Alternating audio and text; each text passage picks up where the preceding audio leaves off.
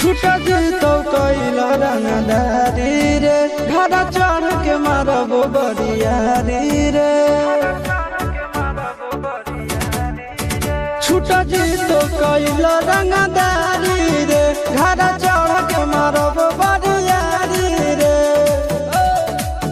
तोरा बाप के न तोरा दादा के चिन्हबो बेटा सब गोली मारबो ताएबो के न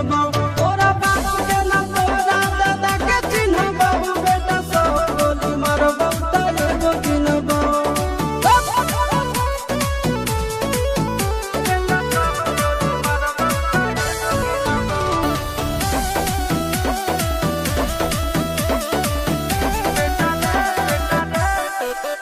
बेटा रे काटा से ठोक देबो चिमनी के भाठा में झोंक देबो देखबो कवन बाप बचैतौ तोरा प्रशासन के गाड़ी भी रोक देबो बेटा जी सुनो बेटा रे काटा से ठोक देबो चिमनी के भाठा में झोंक देबो देखबो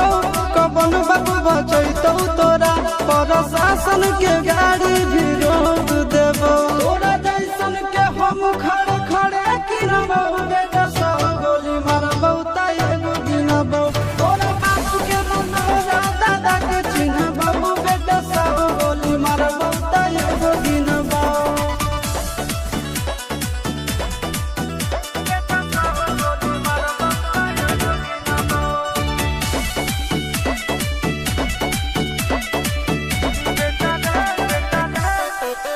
बेटा रे दौड़ा के बाजार में मारबो गोली तोर कपार में रंगदारी जे करम भी बिहार में गड़ देबो गंगा जी किनार में इतना मार पड़तो न बेटा बेटा रे दौड़ा के बाजार में मारबो गोली तोर कपार में रंगदारी जे करम भी बिहार में गड़ देबो गंगा जी किनार में कहो चिंटू आशीष के कारण सुनबो बेटा सब गोली मारबो ताएगो गिनबो तोरा बाप के न तोरा दादा के चिन्हबो बेटा सब गोली मारबो ताएगो गिनबो मारत मारत पिछुआरा लाल कर दे बेटा ध्यान से बाप इधर है।